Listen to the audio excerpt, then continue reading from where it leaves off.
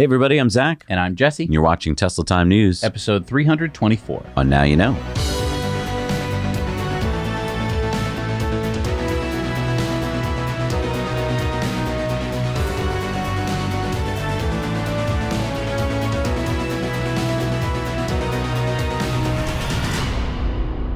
This show does not happen without our amazing Patreon patrons. You can help support us bring you independent news every week by heading over to patreon.com/nowyouknow.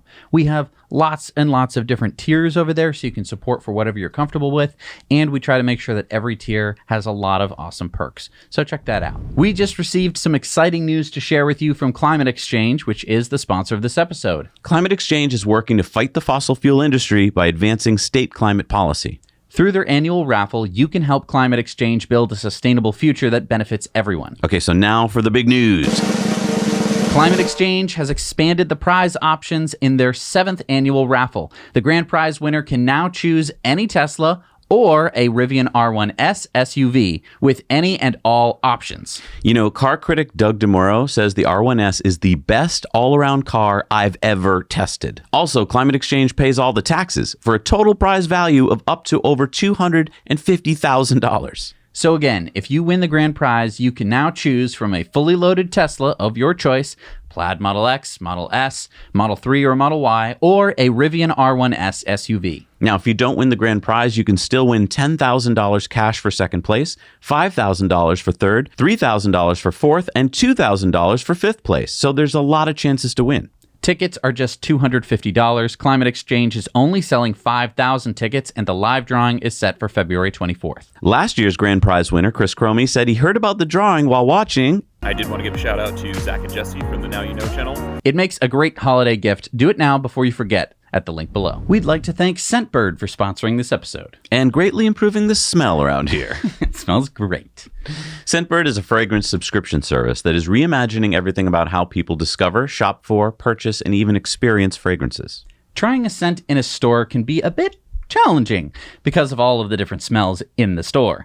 Scentbird lets you choose a new designer fragrance to try every month at home for just $17. With each fragrance, you'll get a 30-day supply so you can really try out fragrances before committing to a full-size bottle that can cost over $150. I got Acqua di Parma Colonia Club, which smells of bergamot and rosemary. I got Tommy Bahama Maritime Deep Blue, which smells of cardamom and juniper oil. And lastly, I got L'Octane en Provence Verveine, which smells of Petite Grain Bitter Orange.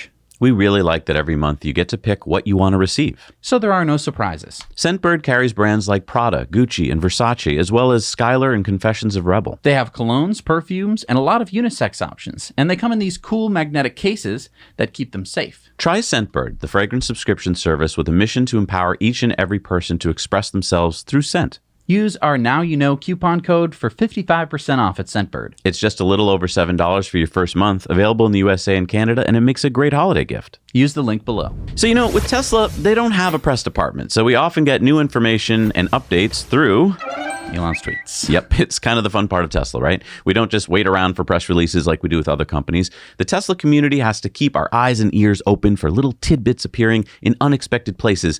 Case in point, well, a case. A case? A trial. You see, a Tesla shareholder, Richard Tornetta, is suing Tesla in Delaware, saying that Elon's 2018 $52 billion pay compensation package should be nullified because Elon controlled the Tesla board's consideration and failed to disclose critical information. Like what? Tornetta claims that Elon knew that Tesla was about to hit certain targets that controlled each tranche of his compensation package. What does this have to do with the headline for this story? 100 Tesla semi-trucks this year. Well, according to the Wall Street Journal, Robin Denholm, who's now Tesla's chair, testified remotely at the trial, and during her testimony where she denied the plaintiff's claims, she also said this: Tesla might produce 100 semi-trailer trucks this year, years behind schedule. Okay, so two stories here. A lawsuit over Elon's 12-tranche pay plan, and that Tesla may be making more than 2 semi-trucks for Pepsi by the end of this year. They may be making 100. But let me go back to the first one. Is Elon going to lose all of his pay? Well, the judge, Chancellor Kathleen McCormick, who also presided over Twitter's lawsuit of Elon, by the way, will make her decision after the 5-day non-jury trial concludes, probably giving her verdict in a few months. Tesla executives all testified that the compensation plan was legitimate and they had other options to choose from. So my guess is that Tesla will prevail, but who knows? On the Tesla Semi front, if Robin Denholm is correct, then who knows again. But maybe we'll be getting a Christmas present. Yeah, I mean, we're on the list for the semi-truck. We are not just first day reservation holders, we're first night reservation holders. The first time anyone ever saw the semi-truck, we ran over to that computer and I signed up. So we're signed up for the semi-truck. Yeah. And they're going to deliver 100. I mean, I think I'm number 65, but I think I'll get bumped because like Walmart and Pepsi probably get theirs first. Well, that's not fair. It doesn't sound fair, but I don't know. Put your comments down below, and we're going to have a Patreon poll on this. But, I mean, this kind of makes sense. I mean, you wouldn't just deliver 2 trucks. They're probably ramping up slowly. Maybe around 100 does sound feasible by the end of the year. Yeah, I mean, Tesla's goal is to deliver 50,000 in 2024. So, yeah, this could be right. And another tidbit from the trial, though. Tesla board member James Murdoch was part of this trial. And in previous depositions months ago, he said that Elon had never spoken about a successor to take over as CEO of Tesla. But on the stand at the trial, Murdoch said that Elon had recently discussed a successor. We're going to talk more about this on our Patreon bonus stories, which you can check out by heading over to patreon.com/nowyouknow. All right, so Kelley Blue Book's latest brand watch survey just came out. And according to the survey, Tesla demand is dropping. The report says shopper interest in Tesla plummeted quarter over quarter. Tesla fell to 6th from 5th in the rankings of most shopped luxury brands, with 12% of all luxury shoppers considering a Tesla, down 3 percentage points from Q2, and notably the largest quarter over quarter loss for any luxury brand. Shopping consideration for the Model 3 sedan declined by 10% from the second quarter, and the Tesla Model Y and Model S both fell off the top 10 most shopped luxury vehicle list for the first time in 2 years. Okay, all right, hang on. According to the survey, it's a survey, the Model 3 is still the 3rd most desired vehicle, and according to the survey, the Model 3 is also the number 1 vehicle in the luxury category. And I think that we're all forgetting one important key point. People are waiting for 2023 when Tesla will be eligible for the $7,500 federal EV incentive. Yeah. And I just want to point out, this has happened before. This is just a survey, comes out every month, and you survey different people and you get different results. It's not hard sales data. Tesla has dipped before and then come right back. And to your point, the $7,500 EV tax credit, smart people know that if they wait, they will get that credit. So, of course, in the last couple months of the year, they're not going to be buying the car. Because they're going like, okay, I could get it in November or December. Or I could wait till January and save $7,500 directly off the price of the car. Right. I won't have to wait for my taxes to come in. It'll just be cheaper. Exactly. Hey, and if you want to help out this channel, hit the like button right now before you forget. It really helps us out. Really helps us out. Last week, Nueces County commissioners in Texas voted unanimously to continue discussions with Tesla about their proposed lithium refining facility, and they're going to move that to executive session. Ooh, that sounds fancy. What's executive session? So that's when a public government body meets without the public to discuss something sensitive like hiring or firing, or in this case, getting legal advice from their lawyers, and that body doesn't want the public to be present for that. Well, that doesn't sound very American. Government of the people, by the people, for the people, and all that. Well, government has to do business, and sometimes business has to be private for a while. The meeting minutes of those meetings are generally released after some amount of time, so the public can then see what was discussed and what was decided. Okay, so what's going on in Nueces County with Tesla, and where is that exactly? All right, so Tesla's looking to build a big lithium refining plant on a piece of property near Robstown, Texas, which is about 25 minutes outside of Corpus Christi. Here it is on the map. According to Tesla, this would be the first lithium hydroxide refining facility of its kind in North America. Tesla is looking for tax abatements right now from the county, basically incentives which should amount to about $60 million over the next 10 years. Now, this $365 million lithium plant would employ about 165 people when finished, and it's going to take about 2 years and need about 250 construction jobs to complete. Tesla says the final product, which is battery-grade lithium hydroxide, will be packaged and shipped by truck and rail to various Tesla battery manufacturing sites, supporting the necessary supply chain for large-scale and electric vehicle batteries. And remember what Elon called lithium refining in an earnings call? A license to print money. Yep. Okay, so stepping back, Tesla is going to be able to take raw lithium ore and refine it into battery-grade lithium hydroxide, which they get from the port in Corpus Christi, and it's just, a little bit down the road to this plant. And then they're going to be able to ship it 3 hours north to Giga, Texas, to be put right into vehicle batteries. Yep. And this plant should be coming online in 2024, 2025. Yep. And this will be the first lithium refining plant in the U.S.? That's what Tesla said. Wow. I mean, this is big news in terms of vertical integration and battery supplies. I think you miss one little thing, though, geographically speaking. You're right about going north to Giga Texas, but you could also take that lithium from the plant and drive it 4.5 hours south to Mexico. Take a look at this map. Oh, Nuevo Leon. Why does that sound familiar? Because we reported, remember how Elon just visited there recently, and we conjectured it could be one of the next Gigafactory locations. And I just want to talk about the Inflation Reduction Act, which of course has the EV incentive. But part of that incentive only works if your cars are built in North America and if the battery supply comes from North America as well. I think this is why Elon didn't announce earlier where the next Gigafactories will be because of the IRA. I think that if there was no IRA, the next factories might be in, let's say, Asia or Europe. But because of this, because you're just getting this huge government incentive, he might have decided to put another one here in North America. Wow. Or a third one in Canada. So many people out there in the world don't know about EV charging networks. And I get it. It's complicated. And until you drive an EV for a while, it usually just doesn't click. Basically, in a nutshell, there's the Tesla supercharging network. We talk about it every week on the show. It's amazing. They're everywhere and they work. If you drive a non-Tesla EV, then you're stuck using usually an inferior network. Now, what Tesla's doing in Europe with their supercharger network is really important to watch right now because it could be the precursor to how Tesla opens their supercharger network around the globe. The news last week is that Tesla opened 18 more superchargers, this time in Italy, to non-Tesla cars. So let's take a look at the map in Europe right now. This is not all of Tesla's superchargers. This is just the superchargers that both non-Teslas and Teslas can now charge at. So theoretically, if you had an EV with a long enough range that wasn't a Tesla, and we estimate that to be about 150 miles of range, you could road trip pretty much everywhere throughout Europe using only the opened supercharger network. Right. It looks like in the worst case, there's about 140 miles between superchargers, and that's hard for a lot of existing non-Tesla EVs if they don't have the range. Now, I do want to show the map of just all Tesla superchargers. There are a heck of a lot more in Europe that non-Tesla EVs can't charge at. Right. And I think that it's really important to talk about this point, which is that Tesla is in control. Tesla can decide which chargers to open, which chargers to close. I think that for a while, everyone sort of thought that the EU is going to say, Tesla, you have to open all of your superchargers. And Tesla's gone, well, we've made a pretty decent network for people who drive non-Teslas, but the network for Tesla drivers is much better. Yeah. And I mean, this data that Tesla's getting right now during this real world experiment is really important. It's telling them like how much money are we making? How many cars are using it? How many of those are non-Teslas? And is it working? Are there too many lines at the superchargers? And the really nice part is that if there is one particular supercharger that's getting mobbed by non-Teslas, they could either close it, say, get out of here, or they could open another one nearby to help spread the load. Exactly. So the CEO of Cruise tweeted out, today, Cruise launched daytime driverless rides. Service is live for cruisers and will launch to the public soon.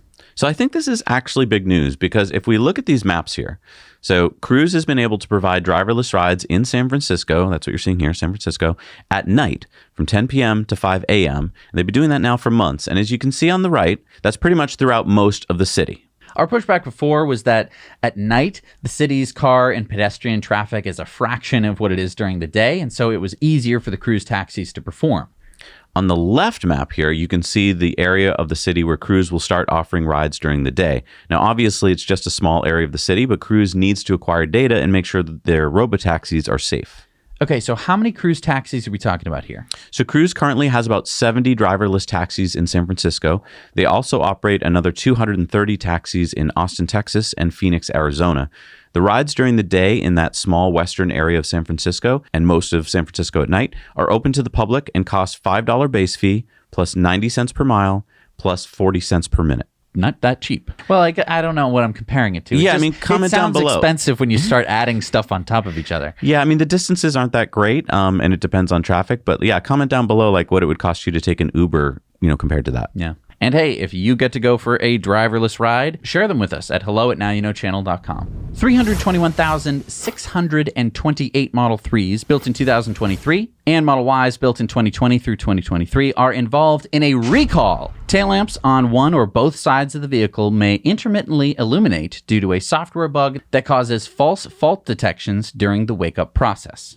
Oh no, that's a lot of cars. Well, actually, the bug only affects less than 1% of them. I mean, still, that sounds terrible. This is going to cost Tesla so much money to go through all those cars and fix them. No, don't worry. It's all solved. What?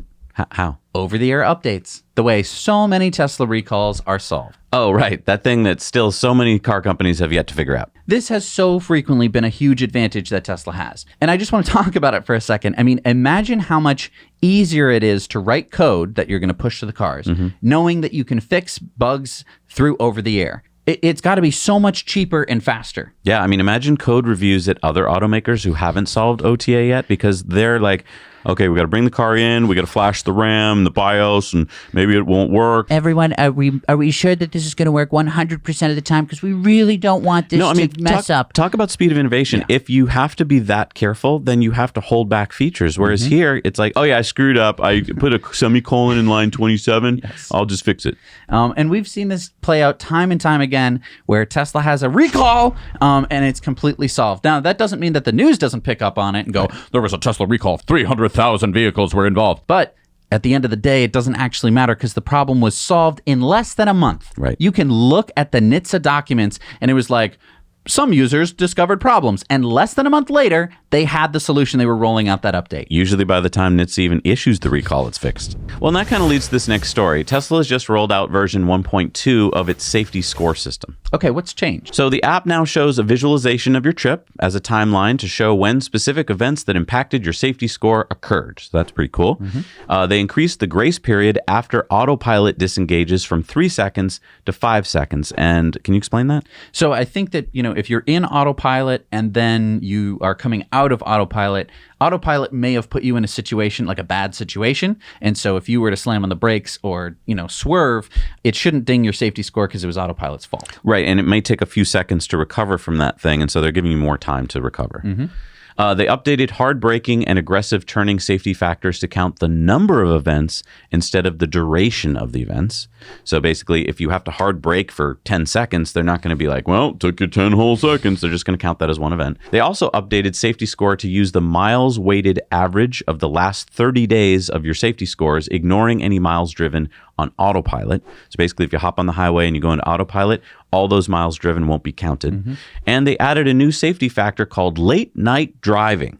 So basically, the more time spent driving at night will lead to a lower safety score. And what they say here is late night driving is defined as the number of seconds you spend driving at night between 10 p.m. and 4 a.m. divided by the number of seconds you spend driving total in the day. And they've capped the late night driving at 29.3% of your total score. So wait, whoa.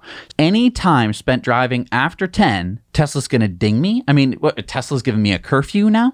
Well, remember that Tesla Safety Score is just for Tesla Insurance and approving people into the full self-driving beta program. So if I had Tesla Insurance, my rate would go up if I did a lot of driving at night? Well, I mean, your safety score would be lower. Which would increase my premium. I mean, I'm having some trouble with this because I thought that safety score was supposed to keep track of how well I drove. I mean, if they're just going to start pulling actuarial tables out of their butt, I mean, what's the point of driving on Tesla Insurance? I mean, it may as well track my age and where I live and all of the other insurance company bullshit. But according to the National Safety Council, most fatal accidents occur between 4 p.m. and 11:59 p.m., with Friday, Saturday, and Sunday being the most frequent accident days. So then why let me drive a majority of those hours? Why not match up the time? I mean, also, do you know why there are more accidents at those times? It's because people are usually drunk. I'm not going to be drunk. Well, Tesla may not know if you're drunk. I mean, wouldn't I drive poorly if I were drunk? I mean, I think it would pick up using the metrics that it already has. This guy sucks at driving. But also there are other drunk drivers on the road, or you're more likely to be sleepy at night. But again, I thought that safety score was supposed to track how I drive. Well, no, I mean, it's an insurance tool. Okay, but what if I work night shift? Is my safety score going to be at a constant 70.7? I just think that Tesla's getting lazy here. I think that they should focus on using real data that the car can collect, not charging me extra if I drive for a specific quarter of the day. Well, but it might not necessarily be increasing rates. What? Well, let's say that you previously had a 100% safety score and you paid $100 a month for insurance, let's say. And every point you went down, you paid an extra $1. Okay. Well, if Tesla is tracking night driving now, wouldn't it stand to reason that they could lower your rate if you maintained 100%? I guess. that could mean that even if you lost a few points for night driving, you would still save money. Okay. And it could even be that if you got the 70.7 score for driving only at night, that your rate could stay the same at $100. That seems unlikely. But, it's probably somewhere in the middle. But I mean, whatever. No, it feels extremely lazy coming from Tesla. I think that most people would prefer to pay based on how they drive, not when they drive. And if they're going to go this far, why not change the premium based on the mileage that I drive per month? I mean, why doesn't it count how many cars are driving around me? If I drive near too many other cars, maybe it lowers my score because, well, they could hit me. And that would be great because then people up in Maine and Wyoming, they're going to get great scores. Well, except that Maine and Wyoming don't have Tesla insurance yet. No, right. But Minnesota just got added, and people in Minnesota never drive at night. So the list of states with Tesla insurance is now Minnesota, Arizona, California, Colorado, Illinois, Nevada, Ohio, Texas, Utah, and Virginia. Yeah, it's expanding. And I agree with you. This does seem a little lazy, but, it's 1.2. They're gathering data, and I have a feeling Elon wasn't that involved in this. He's so busy with Twitter right now. So there's a new Google Maps update rolling out this week, and there are 3 features for EV users. First is the ability to filter by charging speed. So you can filter not just by all chargers, but what you're looking for. Real-time information about the availability of charging ports. So kind of like in Tesla, you can see what's available. The next one is kilowatt rating of the charger. But isn't that just the same as filtering by charging speed? And then the ability to filter by plug type, J1772, CCS, Type 2, CHAdeMO, and Tesla. Great. Who cares? What do you mean, who cares? It's a great update. Yeah, sure, in a pinch. But I mean, this doesn't come with any route planning.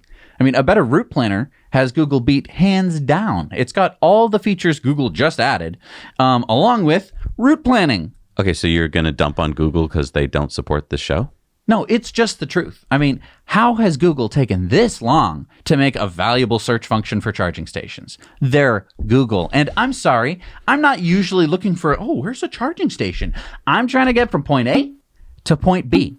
I want something else to find point C, which is in the middle, which will get me to point B the fastest. I think you brought up a good point. Google, all their products seemed really cool when they came out, like Gmail, right? And then they just sat there looking the same for a decade.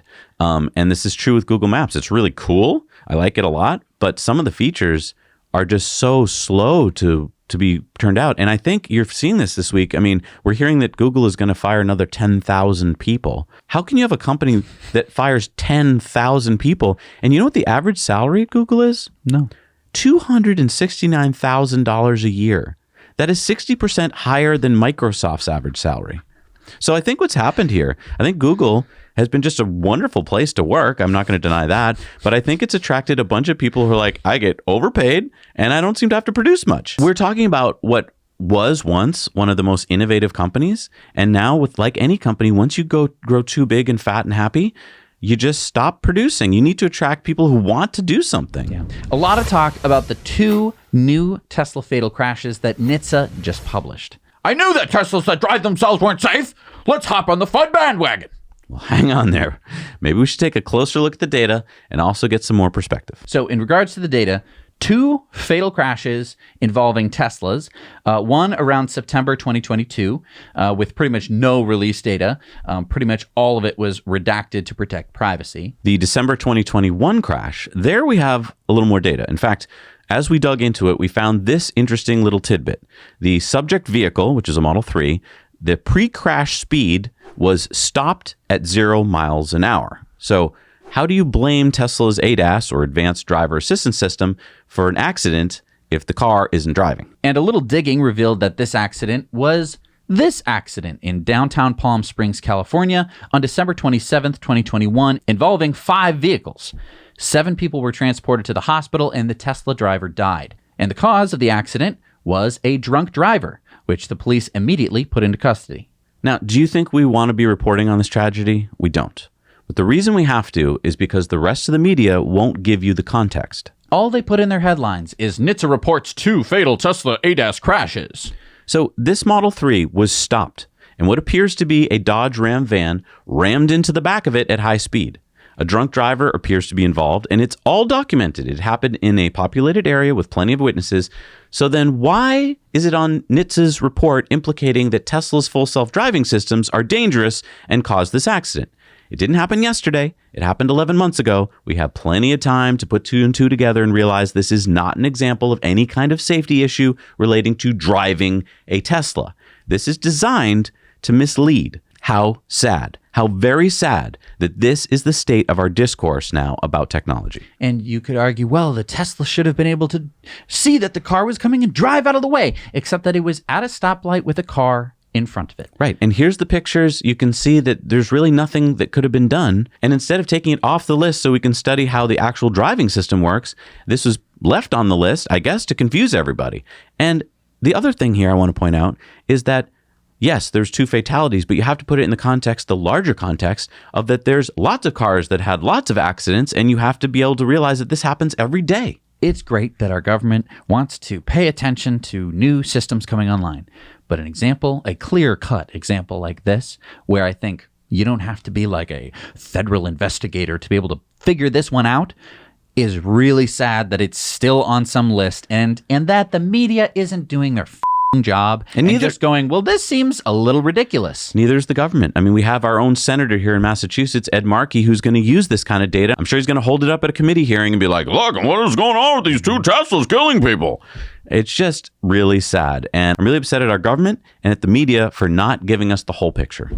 But some good news. From now through October 2023, you can go see the Tesla exhibit at the Peterson Auto Museum. Yeah, I mean, you get all the cars, the Powerwalls, and chargers. Yeah, it's almost like being in a Tesla showroom. Well, I know, but like you also get the Cybertruck and the Roadsters and the space suits and like cars completely like ripped apart, so you get to see all the components. And I think it's really important to see all of that stuff in one place. Yeah, you know, Thanksgiving is coming up, and this might be a fun trip to go on with the family. Bring your extended family too. Yeah, you could even trick them into going as well. What, like take your uncle who's really into hypercars? I'm just saying you could take them to see the cars of film and television, and then oops, Tesla exhibit. I just think that would be a great little trip. You get to point to everything and be like, this is what I've been telling you about, and this is what I've been telling you about, instead of being like, let me show you a picture of what the Roadster looks like on my phone. Doesn't that look cool? Really good point. They even have the Cybertruck, and so many people only have known the Cybertruck in pictures. Seeing it up close as we have, like, it's a completely different experience. Yeah. And speaking of Cybertrucks, every day we get closer to the arrival of Cybertruck. And if your family is tired of you talking about it, then head on over to our friends at the Cybertruck Owners Club. They sponsor this show. Their website is full of Cybertruck news, discussions, and community for Cybertruck enthusiasts and future owners. And they have a crowdsourced reservation tracker, so that way you could find out your place in line, and then you can kind of just know roughly when you're going to get your truck. Thank you so much to Cybertruck Owners Club for supporting this show. Hyundai opened pre-orders of their latest EV, the Ioniq 6, in Germany, UK, France, Norway, and the Netherlands on November 6th. See? 6 and 7. It's marketing. Oh, Ioniq 6, November 6th. Huh? Yeah. Pretty good. And they sold out of the 2500 exclusive first edition within 24 hours. Those customers should be getting theirs in March or April of 2023. So the Ioniq 6 is built on the same 800-volt eGIMP platform as the Ioniq 5 and has a stated WLTP range, so not real world, of 379 miles or 610 kilometers with its 77.4 kilowatt-hour battery. Hyundai says the Ioniq 6 will be one of the most efficient EVs on the market, sipping just 14 kilowatt-hours per 100 kilometers, or 225 watt-hours per mile. To put that in perspective, the Tesla Model 3 uses about 220 watt-hours per mile. So can I just stop here and say that all this stuff, all these numbers, took me years before I really wrapped my head around them. We're all so used to MPG, or miles per gallon, here in the US. So if you take watt-hours per mile and you divide it into 1 kilowatt-hour, I know that seems complicated, but it then tells you something similar to MPG. How far can I get on 1 kilowatt hour of electricity? Kind of like 1 kilowatt hour is equal to 1 gallon in that sense of how we think about it. So 1 kilowatt hour divided by 220 watt hours per mile equals 4.5 miles per kilowatt hour. That way I can compare different EVs. And yeah, I mean, there's all sorts of different ways to do it. One of the big reasons why you do watt hours per mile is that you get a bigger number. And so when you get down into the nitty gritties of it, you get more, you don't have to go 0.05. You can just be really specific. But I think people care about money or miles. They don't really care about watt hours because no one knows that is. And you don't really pay by the watt hour, you pay by the kilowatt hour. Right. That would be like if we were like, well, how many miles per fluid ounce do I get? I mean, I get it. I think that it's too bad how impenetrable it can kind of be. Well, it also sucks because some places talk about miles and gallons and some places talk about liters and kilometers. And so like it's hard to talk to each other. But using your method, Zach, you can see how much you spend to power your car in kind of a way that you may be used to. Right. So let's say here in Massachusetts, 4.5 miles on 1 kilowatt hour equals about 24 cents. So for instance, the average new ICE car has an MPG of 24.2 miles per gallon of gas, and the average gas price here in Massachusetts is $3.82 a gallon. So if I drove, let's say 200 miles, I would burn 8.2 gallons of gasoline, and it would cost me $31.57. Oh, and by the way, I'd be putting 72.8 kilograms of CO2 into the atmosphere. Whereas if I drove that distance in a Model 3 or even an Ioniq 6, I would use 44.4 kilowatt hours of electricity, and it would cost me about $10.88, or 1/3 the cost. And if I charged it home using my solar panels, it could be free, and I wouldn't be emitting any greenhouse gases. But we digress. So let's go back to the Ioniq 6. Really good for Hyundai, focusing on efficiency. Also, the Ioniq 6 earned a 5-star safety Euro NCAP rating, along with the Ioniq 5. It is among some of the safest cars in Europe. So the Ioniq 5 also has 3% EV market share so far in the US this year. It's in 4th place behind Tesla, Ford, and GM. Do you think that this quick sellout of the Ioniq 6 means that will be like a big hit for them? Again, the 2,500 cars is just, that's not enough, because you're always going to have a lot of fans for a particular car. So I don't think that is a good indicator, but I do think that Hyundai has been doing a pretty good job at coming out with fairly decent EVs in terms of range and specs and price. It was weird at first when I was like, why are they opening sales in Europe? But then I remembered the IRA, the Inflation Reduction Act, doesn't give them any EV incentive here. So I'm thinking they might have shifted their strategy over to Europe. Yeah, and I think that unfortunately the Inflation Reduction Act is going to really ding Hyundai, because a lot of these EVs are being made in South Korea. And so when they bring them here, they do not get the EV incentive. All right, now to Lucid, which just started customer deliveries of the final 2 versions of the Lucid Air, the Air Touring and the Air Pure. And they just unveiled pictures of their latest model, their all-electric SUV, the Lucid Gravity. And they seem to do the photo shoot on the moon. Amazing. Lucid says the Gravity will land in 2024, and they claim it will have more range than any other EV on the market. Any other SUV EV? No, Lucid claims it'll have more range than any other EV of any kind. Lucid's CEO and CTO, Peter Rawlinson, said, Gravity builds upon everything we have achieved thus far, driving further advancements of our in-house technology to create a luxury performance SUV like none other. Just as Lucid Air redefined the sedan category, so too will Gravity impact the world of luxury SUVs, setting new benchmarks across the board. So Lucid says they will share more details and open the Gravity up for pre-orders in early 2023 and start deliveries in the US and Canada in 2024. So I think that honestly, having the most range of any EV, I mean, that's going to put it at like over 400 miles. I mean, Lucid already has a 500-mile sedan, so they'd have to beat themselves. Which is a good thing, honestly. And you might be saying, Jesse, this is a ridiculous car. And it is. It's ridiculous. Here's the good news. They're not going to make that many of them, and they're going to be really expensive. But here's the thing. When people go, I'm not going to ever buy an EV. They don't have enough range. You can be like, oh, you didn't hear? Lucid has an SUV that has a range of like 600 miles. And then what are they going to say? Oh, well, I wanted 1,000. You go, well, that's too bad. I think we've debunked this a long time ago. I think 300 miles is the number. If you have a car with 300 miles of range, you don't need more than that. As long as you have decent fast charging. Exactly. Yeah. All right, here's another just unveiled all-electric SUV, the Draco Dragon. Those gull wing doors? They are. Why does Draco sound familiar? Are you thinking of this Draco? Potter. So Draco is a San Jose, California-based company founded by Dean Draco. Draco previously unveiled the Draco GTE back in 2019. It was a quad-motor EV built on the Fisker Karma chassis, and it cost $1 million. Okay, so what are the specs on the Dragon? Well, it still has a quad motor. It's 2,000 horsepower. Whoa, 2,000 horsepower? Yeah, that's what they claim. Okay. 0 to 60 in 1.9 seconds, because again, you can't get faster than that. Tires don't make it possible. Velcro wheels. The only way to go faster is thrusters. Or go on another planet. Right.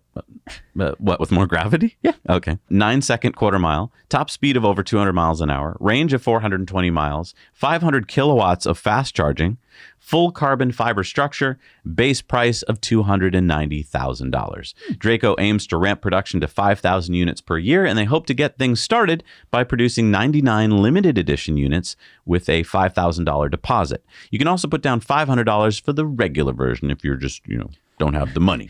Draco says they'll start production in the U.S. with deliveries beginning in 2026. Okay, so I want to talk about 500 kilowatts of fast charging. Well, they want to be future-proof, I don't even think that they have the tech for that. I'm sure they don't. I mean, I am sure they don't. Whoa. Okay. I mean, do you know what you have to do to keep a battery cool if you're pumping that much energy into it? And then do you even care that you're probably frying it? No, you just buy. I mean, if you're willing to spend $290,000, you just toss the battery. Base price. Right. It's like, yeah, well, the battery is. That's a. The battery is a wear part. I want to talk about the looks. I expected for this kind of money that I would be like drooling over it, and I just found myself going like, "What?" I love how the interior is basically just a Model 3. Maybe Yeah. Does it have a binnacle? Maybe. I don't know. So $290,000 base price, like that's a lot of money. I just don't see. Again, it's great. It's great. Let the rich people do the advertising for the electric car industry. Is this thing even? I mean, but gull-wing doors with that. Do you see that strut right there to keep it open? Like that's just embarrassing. If you're going to spend that kind of money, you want the door to not have a strut. I hear you. It's not a car for you. It's not a car for most of the people watching this. Don't worry about it. Don't worry about it. I'm not worried. I'm just saying this is great. It's going to pull up somewhere. They're going to open the gull-wing doors. People aren't going to pay attention to the strut. They're going to go, "Whoa, what is that?" And the guy's going to go, "It's electric." You're gonna you're gonna have to be careful opening the gull-wing door because you need like 8 feet of space to do it. Exactly. It's just listen. It's just going to sit in someone's garage. Why would you What are not so upset about that for? I'm just because why would you not buy a Model X Plaid? Like I don't know, whatever, 2,000 I horsepower. know. During a recent conference in Detroit, Ford CEO Jim Farley said, "We want to be number one." Ford is currently in the number 2 EV spot. Farley says that Ford is going back to our Model A. I don't know. That's an old car there, Jim. It might work. I don't know. Basically, he's signaling that he wants Ford to start vertically integrating like they did 100 years ago before they began outsourcing everything. I wonder where they got that idea.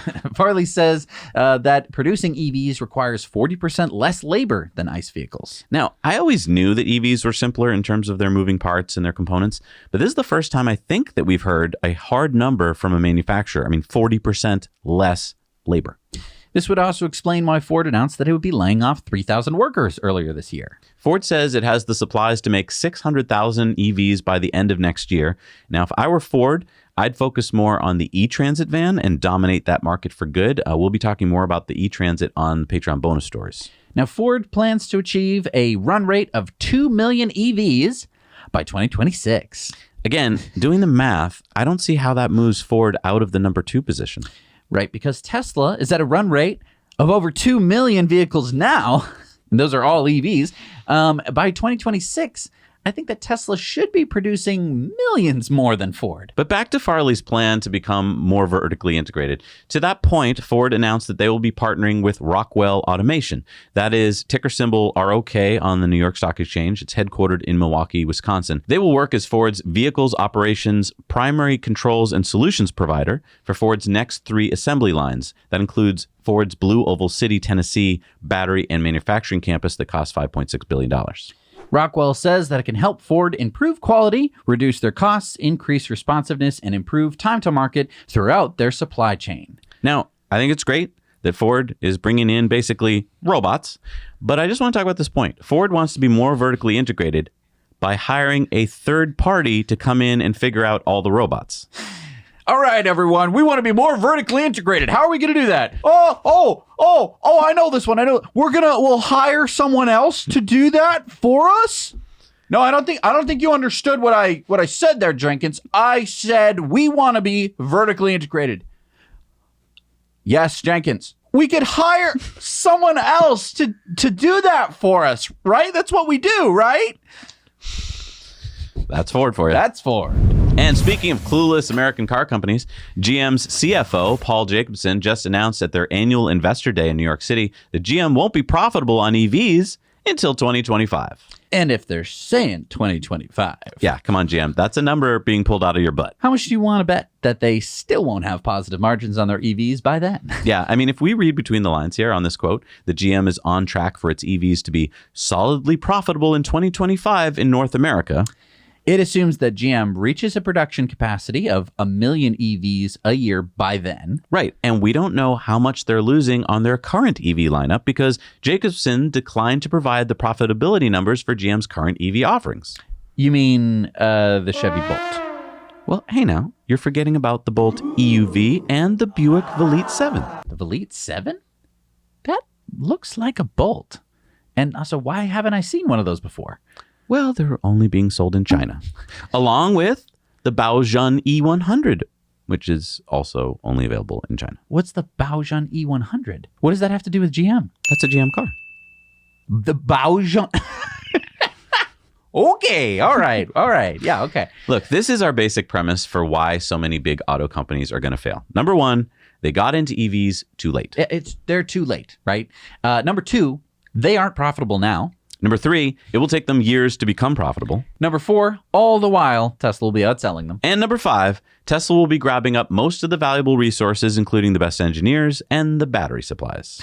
Oh, not to mention number six, Tesla will crack autonomous driving first. And number seven, Tesla will achieve humanoid robot labor first. Yep, GM got caught in a bear trap out in the woods, and they waited too long to chew off their leg and escape. Yeah, GM sat there for years, bleeding to death, thinking that somehow they would be rescued or be able to open the trap and escape. That they thought, oh, well, EVs, they're just not going to become a thing. Yeah, and the thing is, you can't escape the march of technology. You have to embrace it. And that's why they're all going to fail. But Zach, all of the horseshoe companies didn't fail.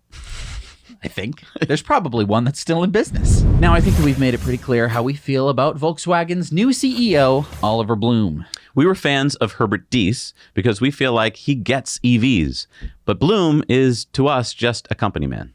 And I think Blume's recent decisions are going to prove our point. For one thing, Blume wrote off VW's $1.9 billion investment in Argo, the autonomous driving startup. I mean, who needs autonomous cars anyway? Yeah. Now it looks like Blume has decided that VW doesn't need the previously announced $2.2 billion manufacturing facility that they were planning to build to make the upcoming Trinity EV. So I guess the Trinity won't be coming out in 2026 like VW announced? Yeah, looks like more like the end of the decade by now. But I'm sure that people will wait. And look, this is why we don't report on every press release that a company makes. We're going to build this and that by 2024 and like battery plants and EVs And look, I get it. Blume is paring back spending. On paper, it might even look smart, saving $4 billion. But get this, VW delivered 366,400 BEVs between Q1 and Q3 of this year. Tesla, on the other hand, delivered 343,800 EVs in just Q3 alone. Yeah, 3x. And look, when everyone was saying like, oh, VW is going to do it, and I was like, oh, wow, this Diess guy is great. I still, in the back of my mind, went, VW is not going to be able to do this. No, and because they went backwards. I really hate to say it, told you so, but I mean, look, I remember when the story was this $2.2 billion manufacturing facility. It's going to be great. VW is putting the investment in. Okay, not anymore. You switch the management, and that's why these stories where they're like, we're going to build a factory, doesn't mean anything. Okay, I know, it's a hybrid. I actually didn't even want to run this story, but it is the Toyota Prius. It is, or was, the car that for many people was their first attempt at doing something better for our environment. Toyota made the Prius Prime a plug-in hybrid 10 years ago, back in 2012, and now Toyota has just unveiled the 5th generation of the Prius. It's still a plug-in hybrid, but now instead of 25 miles of electric range before the gas engine kicks in, it has a bigger battery, 13.6 kilowatt hours, for 36 miles of electric-only range. So in my mind, this new version is kind of approaching the Chevy Volt's range numbers, and it could be considered a viable solution for people who have very short commutes or use it just as an around-town car most of the time. I can't believe I just said that out loud. Look, what makes me mad is that Toyota could have put a bigger battery in there with a bigger range, say 25 kilowatt hours for about 70 miles of electric range, and really made it so that most of the driving would have been electric. But 36 miles is still a joke. And this is simply Toyota doubling down on their electrified by 2035 plan, which is just laughable. Yeah. And look, can we just talk about getting 36 miles off of 13.6 kilowatt hours? That means that the efficiency of the Prius Prime is about 2.6 miles per kilowatt hour. And just for some context, Model 3 is over 4 miles per Right, kilowatt because hour. you're carrying around all the gas tank and the gas engine and the exhaust system and all the stuff that you don't need. Still doesn't make any sense to me why it is that inefficient. It should be all. Well, that's why. When people, when the hybrid people talk to me, they go, Zach and Jesse, hybrids are lighter.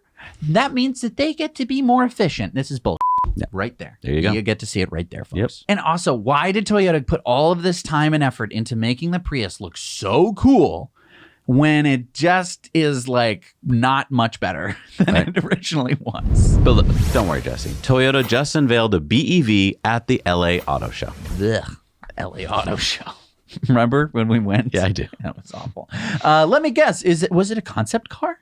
Well, yes, the BZ compact SUV concept is a concept car, but Toyota says the aerodynamic form of the concept enhances its futuristic look by pushing the wheels to the corners to achieve an aggressive stance, making it appear as if it's moving even when it's standing still. The short overhangs and sweep back angles make it stand out as an advanced technology vehicle. A narrowed down cabin design gives it an agile appearance for a low coefficient of drag. Oh my God, I'm so sick of concepts. What, you don't like edgy styling? No, I just want Toyota to start making electric cars. They are. They've sold 232 EVs. Ever. 232. Since May, in that exact same period when Toyota was producing cars, Tesla produced 598,000 EVs. Okay? I am so sick of Toyota. Okay? They are gone. Yeah. They are gone. No, Can that's we the just that's the big takeaway. Look, Prius owners, you did a good job. You got to switch now to brands that actually give a shit. And look, if you want to share this clip with your friends, but you don't want to share an entire episode, head on over to our Now You Know Clips channel. It's a different YouTube channel, but there you're going to find our little bite-sized 2-minute or so news clips. They're easy to share on social media. It's like diet now you know. Like Twitter. All right, it's time for Into the Future, and it's sponsored by our friends over at Henson Shaving. Jesse uses this to shave exclusively. Yes, I use it every week. I used it this morning. And now It's you're very happy about nice. shaving. Before, you used to hate shaving. I used to have to plan when I would shave. So that way I would shave the day before the show.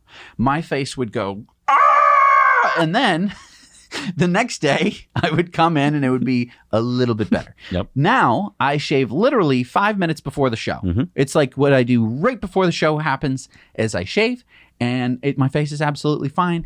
They did such a good job engineering this piece of technology. You can get 100 blades for free if you use the code NowYouKnow at checkout. Make sure to add the blades to your cart. Escape into the future. NASA announced last week that they've awarded SpaceX $1.15 billion for a second Artemis mission moon landing. Okay, wait, I'm confused. NASA already awarded SpaceX with the contract to land on the moon with Starship. That's called the Artemis 3 mission. Yes, that is correct. Now NASA is giving SpaceX the option for a second crewed mission to the moon's surface in 2027. Okay, I'm still confused. Okay, so to recap, NASA just launched Artemis 1. This was awarded to SLS. Remember that it was delayed over and over again. That was an unmanned mission to orbit the moon. That's continuing as we speak. The Orion capsule arrived at the moon and started orbiting yesterday. The Artemis 2 mission was also awarded to SLS. This will be a crewed mission in May of 2024 using the Orion capsule to fly around the moon and come back to Earth. Artemis 3 was awarded to SLS and SpaceX and will be a crewed mission to the surface of the moon in 2025. Okay, so basically NASA has awarded SpaceX what has been called Option B, another $1.15 billion as part of the Artemis 4 mission, which should take place in 2027. Right. This will be the second crewed landing on the lunar surface aboard Starship. The plan is to develop a spacecraft that can not only bring people and cargo to the moon's surface to build a lunar base, but would also build Gateway, a small human crewed space station that will orbit the moon, kind of like the International Space Station that orbits the Earth. I guess the sad part for me is that this is so exciting. I mean, I was just watching Orion going around the moon, and yet I'll bet the majority of people on this planet have no idea it's going on. Smart people that I talk to every week still have no idea what we've already accomplished, like the Inspiration 4 mission, the Artemis 1 mission, and what's coming up in just the next few years. And how sad is it that when we landed on the moon, that was one of the most watched things in the history of It brought television. the world together. I hope that it will happen again. I think that the problem is when you have a launch vehicle that's been delayed for years and then months, you're just not that excited. And then, I guess it launched when I wasn't expecting it, and there wasn't anyone on it, and so we're just orbiting the moon. It's like it's in space, like everything else is in space. No, I mean, you're right. I mean, I think when you see this, a starship on the moon, and then people getting out of it, and I just think And it's building a base on the moon. yes. And That's fun. And hotels on the moon. Yeah. Exactly. Comment below when you think we're going to have our first lunar hotel. Yeah. I can't wait to slam dunk on the moon. I didn't think like 2038 or something. 2038. I don't know. For a hotel, it takes a while to build a hotel, doesn't it? Got to bring all the cement blocks up. But you don't have to bring a crane. Oh, that's true. Just throw stuff. All right, it's time for Going Green, and we're brought to you by EcoWare. Next week is Cyber Monday. We are going to be doing something very special here at EcoWare. We're going to be putting up a secret free item on the store for you to find. And what are you doing? I'm looking for the secret item, I know we're doing the show. but it's free. It's a secret free item. Yeah. And remember, Where is it? I'm not going to tell you where it is. You have to find it. So we plant multiple trees for every order. We help cap methane spewing abandoned oil wells with the Well Done Foundation, making your purchase carbon negative. So start positive conversations Wait, today. we have bathrobes Yeah. and slippers? Yeah. All great things for like holiday gifts. But you still haven't found the free item. No. Keep going. But there is a lot of good stuff. So start positive conversations today with carbon negative products at EcoWare and get all of your holiday shopping done. Do it soon. We got puzzles? Yeah. So Redwood Materials, that's the Nevada-based battery recycling company founded by former Tesla co-founder J.B. Straubel, has just announced that it will be supplying high-nickel cathode material to Panasonic's new upcoming battery plant in Kansas, which can produce 30 gigawatt hours per year. Redwood is planning on producing a lot of cathode and anode material, 100 gigawatt hours worth, by 2025. Okay. So when is Panasonic's battery plant coming online? 2025. And how many EVs can you build with Redwood's 100 gigawatt hours worth of battery material? Okay, so 75 kilowatt hours per car, let's say, divide that in, and that's about 1.3 million EVs if we assume that battery size. So is Redwood going to have 1.3 million EV batteries to recycle by 2025? That's a good question. I was thinking about that. There are currently about 3.2 million Teslas on the roads worldwide. And their first cars were made back in 2008, but a vast majority have been built pretty recently. Right. And I mean, obviously there are other brands like Leafs and Bolts that will have been around for kind of a while. But like your 2013 Leaf is still doing pretty well. It's only had one battery module replaced in 9 years. And our 2016 Model X is doing well. And to be honest, even when Sparky's battery range gets below, say, 80% of its original range, it's still going to have a great battery pack for other stationary uses. So I don't know if I'd even want to recycle it. So to your question, will there be enough EVs for Redwood to recycle in 2025? I kind of doubt it, actually. Because, I mean, the other thing to keep in mind is that early Leafs had really small battery packs. And, Right. I mean, similar with the Bolt. I mean, it would take about 3 Leaf batteries to equal a Tesla battery. So, I mean, maybe Redwood will also be using recycled batteries from other things like electronics and cell phones and electric toothbrushes and stuff. I don't know. What do you think?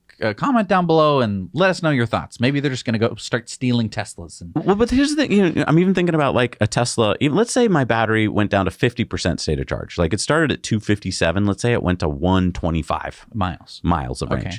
It's still not worthless. I mean, a Model X with 125 miles of range is still a cool car.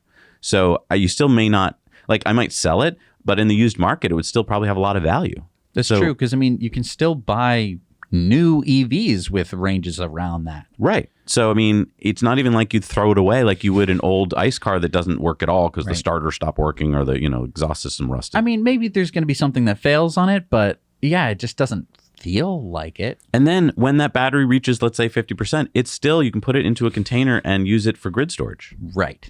So, I don't know. All right, it's time for Sunspots. So we recently spoke with Veolia. It's a company that recycles wind turbine blades. That interview should be coming up shortly on our Disruptive Investing channel. Don't forget about that channel. We learned that turbine blades are hard to recycle.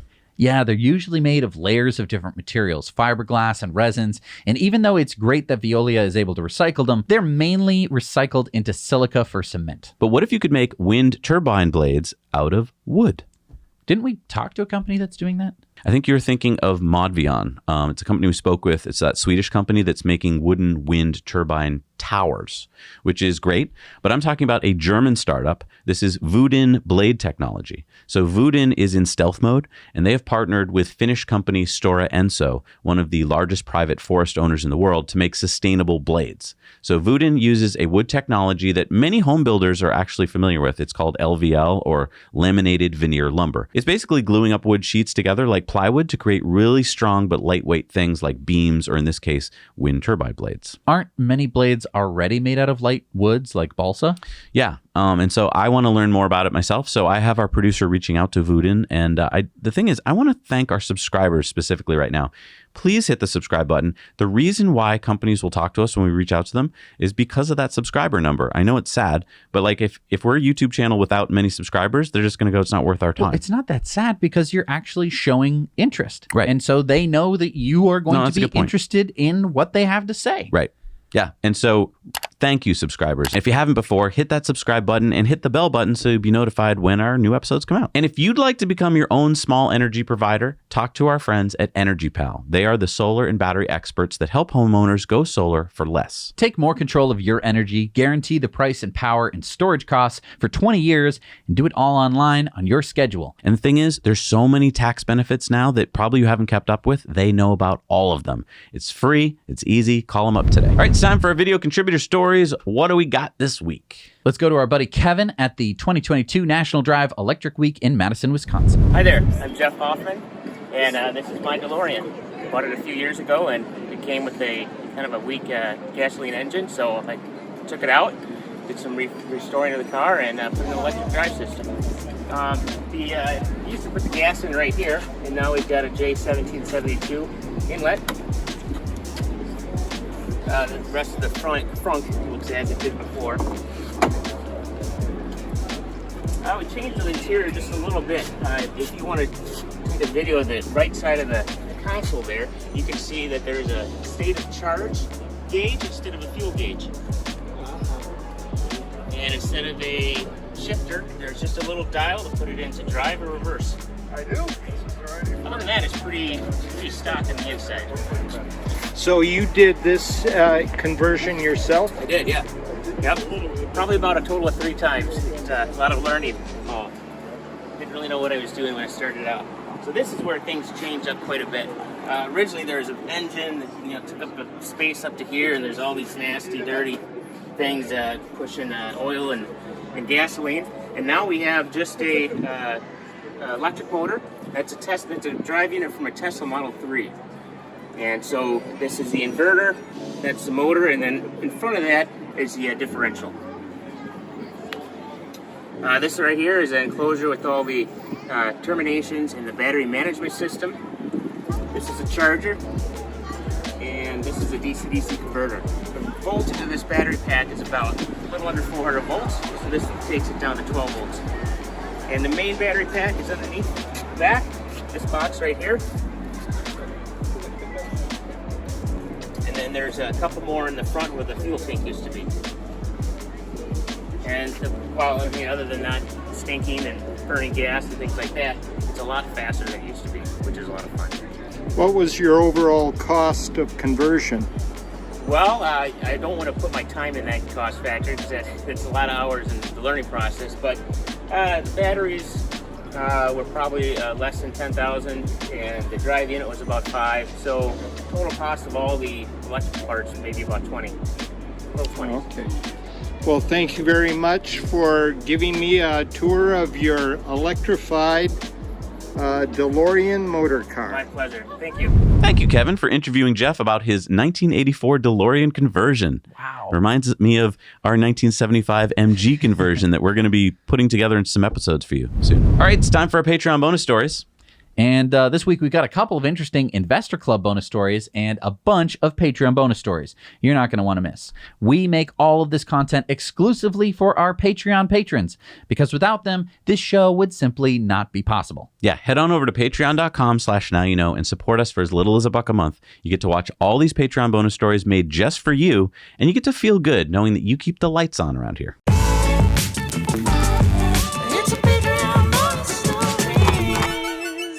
All right, we're back from our Patreon bonus stories. It's time for the shout outs. These are the folks that get in the end credits, and they help us do our job. I want to thank Spencer Wise, Josu Rojas, Steve Parks, Greg W. Shooter, and Fred Hopkins. Thank you so much for supporting us. We can't do this show without you. Now, did we have a poll this week on We Patreon? did have a poll, and it's, do you think that Zach and Jesse will get their Tesla semi-truck this year? They're usually right, so I hope they said yes. They said no. Oh, damn it. They said no by a vast majority of them. They think that Walmart, Pepsi, and Anheuser-Busch are going to steal our place in line, those. They're usually right. I hope you're wrong. All right, but it's just this year. It's just this year. We could get it early next year. That's true. All right, so it's not a Christmas present, most likely. All right, that's good. It wouldn't have fit in the stocking anyway. All right, it's time for Elon's tweets of the week. We got a lot, so buckle up. Whew.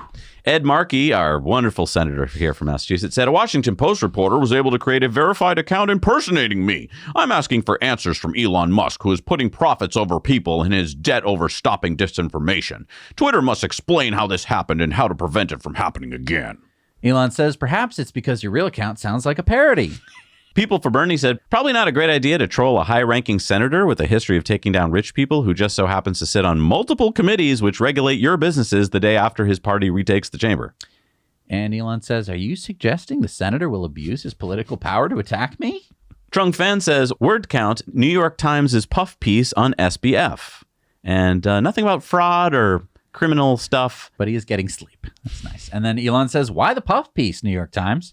Eric Fraunhofer said, I have spent 6 years working on Twitter for Android and can say this is wrong. And this is about Elon saying that they had over 1,000 poorly batched RPCs just to render a home timeline. And then Elon says, then please correct me. What's the right number? Dr. Arpuv Kochar says Elon Musk just exposed that Twitter was paying $400 per employee for daily food services. Geez, I wonder why they were losing money.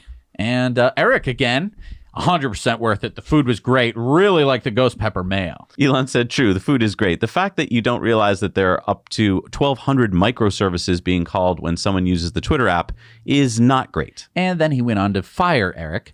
And a lot of people were like, he's a hypocrite. That's not free speech. Free speech doesn't mean you can't get fired for saying it. Especially, I mean, in a public setting, how many times have you called out your boss? Not a good idea. I'm just saying that's especially if you're not right. He wasn't arrested. Nope. And that's what free speech But also is. he was wrong. Yeah.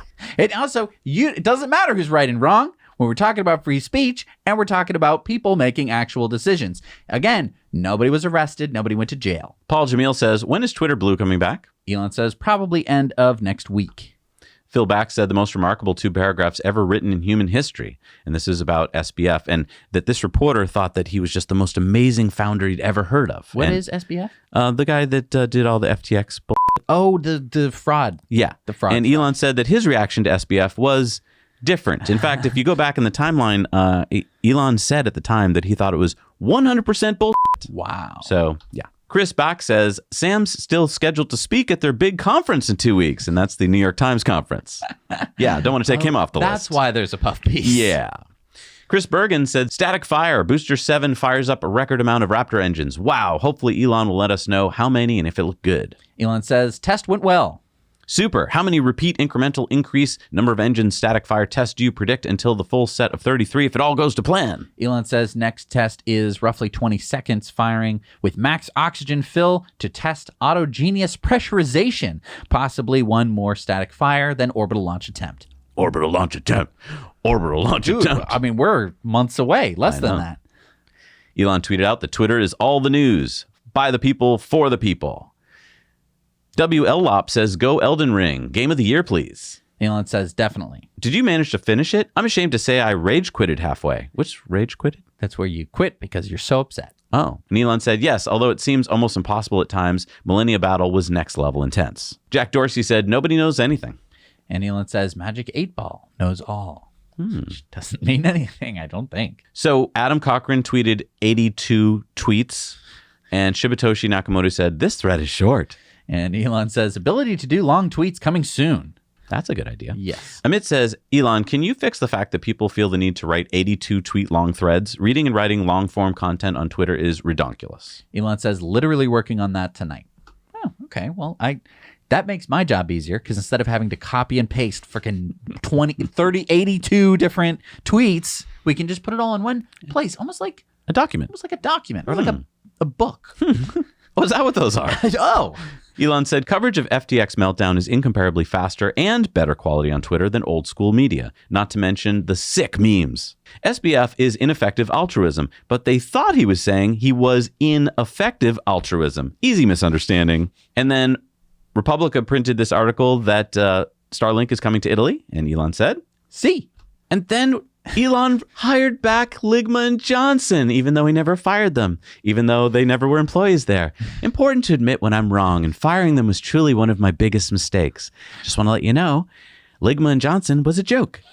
And but that didn't stop the mainstream press from picking it up anyway, that it was unfair that they were fired, even though they never worked for the company to begin with. Amazing that the mainstream media couldn't even fact check that simple fact. And so Elon is just dunking on them with this tweet. It's really funny. Elon said punting relaunch of Verified Blue to November 29th to make sure that it is rock solid. Then he retweeted that the Tesla Semi event is indeed going to be December 1st at Giga Nevada. And Tesla tweeted out Model S received the highest overall score from Euro NCAP among any vehicle tested under the current protocol. Elon said Twitter is like open sourcing the news. And then he said, how do you make a small fortune in social media? Start out with a large one.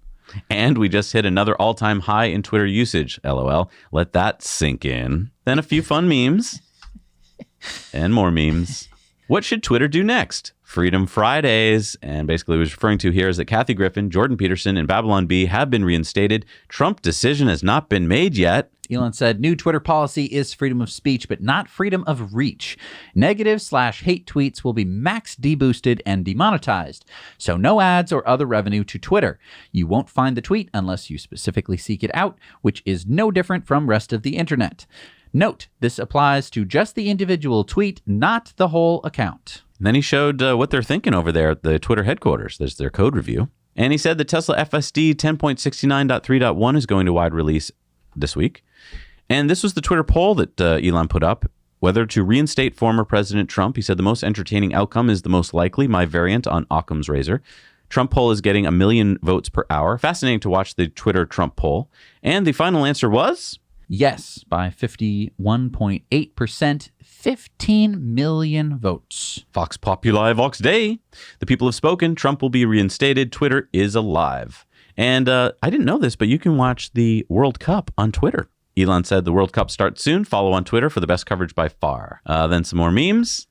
And that wraps it up for the week. Okay, so big, But I do want to point out, if you read the media, you think that Elon is insane or that he's deranged billionaire or whatever. If you read the tweets, you see that, no, you might not like everything he tweeted. You may not agree that Trump should be back on the platform, but it's not the same tone that the mass media tries to make it out. So that's why we bring you Elon's Tweets of the Week, so you can see what really is going on. Yeah.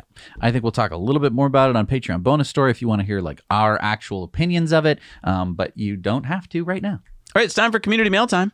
And remember, send your stories, your photos, your videos to us at hello@nowyouknowchannel.com so we can find out about them. So Frank spotted this Rivian Amazon van down in McKinney, Texas. Also noticed the lime green Tesla hiding behind the van. Phil saw this Aptera prototype driving around Carlsbad, California. And I didn't know that you could take a car on the road looking like that. I know, right? I felt bad when we were driving around our conversion car with like half of the stuff missing, like the hood and whatnot. But apparently you can. Well, I mean, they're manufacturers. They probably have a manufacturer that's plate. That's true. They get that. They're important. Why don't we become manufacturers? That'd be cool. I don't want to. That sounds like a lot of work. Aptera is doing a great job. Let them keep doing it. Our patron, Jacob of Long Island EVs, sent us this story about his Ioniq 5 test drive. He said, this past weekend, I test drove a Hyundai Ioniq 5 SEL all-wheel drive here on Long Island, New York. I love the car, and the dealership was willing to give me a very favorable trade-in value on my current Honda Clarity PHEV. Only issue is I had forgotten until later that day that the car no longer qualifies for the FTC due to the IRA requirements for the final assembly in North America. Now I learned today about the AEVA, which is the Affordable Electric Vehicles Act, introduced in the Senate by Georgia Senator Warnock, which would modify the IRA to temporarily suspend the North America assembly requirement. So you can go check that out and see if you want to support it. Alan sent us these pictures of a Model S refresh service vehicle that he spotted in Saint-Labor, Quebec. Kevin sent us these pics of a Cybertruck being featured on an episode of The Simpsons. Francis spotted this mega pack and 8 superchargers going to the Indio, California supercharger site. Oh, so they're like temporary? Or is it's getting installed? It's getting installed. Oh, cool. With batteries. Patrick spotted these EVs around Prescott, Arizona. So we got a Rivian, a Model S, and a Model S. Yep. Fernando shared this cool electric bike that he saw in London last week. Oh, so it's like a laundry service? I guess so. That's cool. Yeah. And Joe sent us a photo from the Costco parking lot in Tukwila, Washington. His nearly 2-year-old white Model 3 is next to a new plaid Model S. Here's a thing that I've noticed. Teslas like to park next to each other. Yeah. And there's a good reason for that, actually. Yeah. Sentry mode. Oh. Multiple Sentry mode cameras defending each other.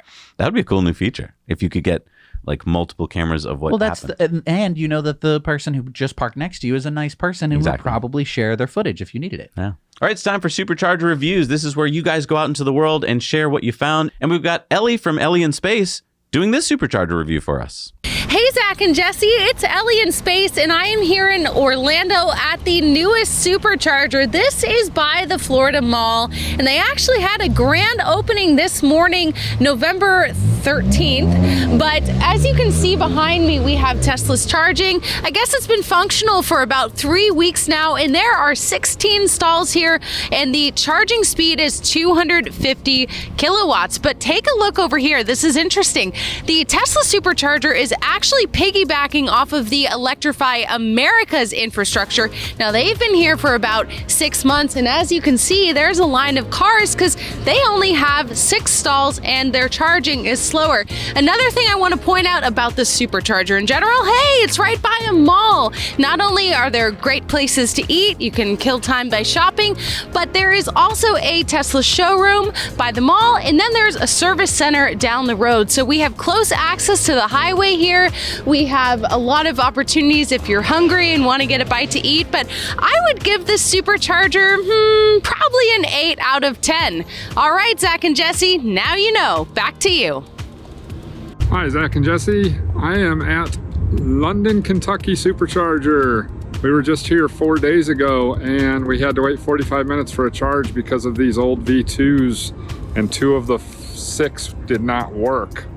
And now we are here the following Thursday and we've got 8 brand new V3s up and running. All pull-throughs. That's awesome. Great for trailers, great for my wife's Model Y. All straight pull-throughs. There's also lots of restaurants, a gas station, Buffalo Wings and Rings, McDonald's. Now that this is a V3, I would definitely rate it a 8 out of 10. Now you know. Bye. Hello, Zach and Jesse. I'm here in my Tesla Model 3. I've been sitting here less than 20 minutes. Not sure how easy it is to read, but I went from 26% to 80%, like I said, in less than 20 minutes. This is a 250 watt charger in Girard, Ohio. It is an 8 stall. There is another Tesla sitting here also, a little Model Y. We have a Burger King right there. It is at a Shell gas station just behind it. A sign over there in case you want to remind yourself where you're at. You are right off Highway 80, which is absolutely amazing. As you guys have said in the past, I like to start at about a 5. I would say it's a 6 just because it's right off the highway. The gas station is 24 hours, so you have a bathroom all of the time, which I think is absolutely amazing. Maybe add a 6.5. Other than that, pretty awesome to have it here. Before, the closest one to this location was in Pennsylvania. So glad that they put this one in, and it wasn't here 6 months ago whenever I was coming up here regularly. Thank you, and now you know. Hey, Zach and Jesse, this is Kevin from Illinois, reporting on the newly opened 8-stall V3 Supercharger location in Janesville, Wisconsin. This Supercharger location is right across from Woodman's Markets. Woodman's is open 24 hours a day, so plenty of time to get your shopping done while you charge your Tesla. Also, there are businesses in the general area behind me, but everything seems to be a bit of a hike. The location is easily accessible from the I-39, I-90, Wisconsin 11 corridor. For that reason alone, and Woodman's being open 24 hours, I rate this supercharger location an 8 out of 10. Now you know.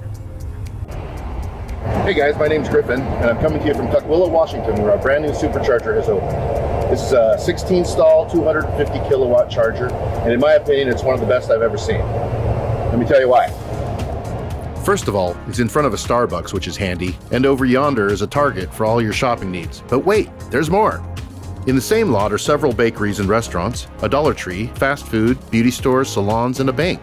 Within a block, you can find a music store, a liquor store, a bookstore, REI, and so much more. The only downside to this supercharger is that almost everything closes by 8 or 9, and Target closes at 10 p.m., after which there are no open bathrooms. There's also an Electrify America on the other side of Starbucks for those with inferior electric cars. Just across the street is South Center Mall with a food court and over 130 stores. They also have a movie theater with 16 screens.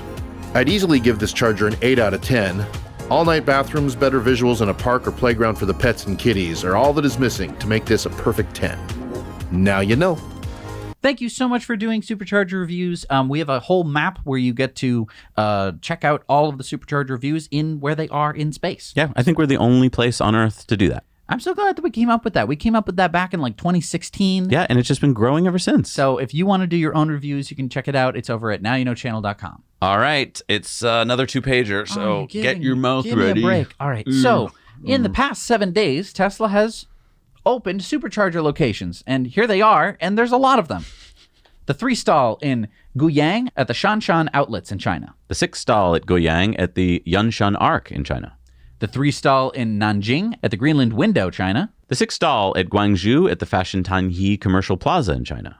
The 6-stall in Shanghai at the Wanli Carrefour in China. Number 33 in Arizona is the 12-stall in Phoenix on North 19th Ave. Number 15 in Alabama is the 12-stall in Evergreen, Alabama. Number 13 in Kansas is the 12-stall in Abilene. The 6-stall in Pingyang at Intime City, China. Number 58 in Taiwan is the 2-stall, it's only 150 kilowatts, at Pingtung at the Kenting Maya House in Taiwan. The 8-stall in Pitting, Germany. Number 160 in Canada is the 8-stall in Simcoe, Ontario. Number 24 in Wisconsin is the 8-stall in Minocqua. The 3-stall, only 150 kilowatts, in Canyan, Intime City, China. Number 1,472 in China is the 6-stall at Hangzhou at the Zhaoshan In-Time Department Store, China. Number 37 in Washington is the 16-stall in Tukwila at Strander Boulevard, Washington. Hey, we just heard about that one. Yeah. Number 36 in Georgia is the 16-stall at Ashburn, Georgia. Number 27 in Nevada is the 8-stall in Las Vegas on West Tropical Parkway. The 19-stall in Kirpen-Sindorf, Germany. Number 149 in Germany is the 12-stall in Norden. The 16-stall in Los Angeles at West Olympic Boulevard, California. The 8-stall in Hallandale Beach, Florida. Number 40 in Massachusetts, the 8-stall in Lenox, Mass. We have 40 in our state. Really? Wow. Number 318 in California is the 8-stall in Barstow at East Virginia Way. And number 111 in Florida, 1,556 in the United States, and 4,421 in the world is the 12-stall at Daytona Beach Gateway Drive, Florida. Now, you know, when I went out to Oregon for my trip to Arcimoto, I checked and there was about 1,400 superchargers in the U.S. Mm-hmm. That was just a few months ago. Yep. Now there's over 1,556. It's just unbelievable how fast they're building them out and how few people in the world know what we're talking about. I just thought by now it would be such old news that we'd have to find new news to tell you about. But the sad thing is, I guess for 6 years you can be screaming about something and most of the world doesn't have any clue what you're talking about. But the good news is that everyone who has their name over here knows what we're talking about. I think so. They help support this news show that we do every single week. We've done for every single week since we started. We didn't take any breaks. We haven't taken any breaks. We don't plan on taking any breaks. And it really is only possible by Patreon support. Look, this show is for smart people. And if you haven't noticed, there aren't that many smart people in the world. I know. Which means that YouTube... We got to stick together. YouTube isn't really made for... I mean, you can have some smart content on YouTube, but every week, what's going on in the news, that kind of stuff, YouTube just isn't that interested in monetizing that heavily. They want millions of views. They don't want just tens of thousands of views. But look, I like smart people. You're one of them. You watched this entire episode. You rock. And look, the only way that it really works is if the smart people, and luckily smart people are smart, help support this show. Yeah. I really think that it's a great little system that we've come up with Patreon. We try and give you lots of cool perks. In fact, I mean, we have a lot of Patreon bonus stories. That's bonus content you can go watch every week. We're about to go record another hour of content over on Patreon that's just for you. So for $1 a month, that's nothing. I know. Head on over there, check it out. If you don't like it, you stop. Yeah, exactly. And thank you again so much for watching. Hit the like button. All of this makes a difference. But yeah, even at $1 a month support, it's like you were like 300 people watching this video. Exactly. It's so impactful and important. So thank you so much. We'll see you next week. Now you know.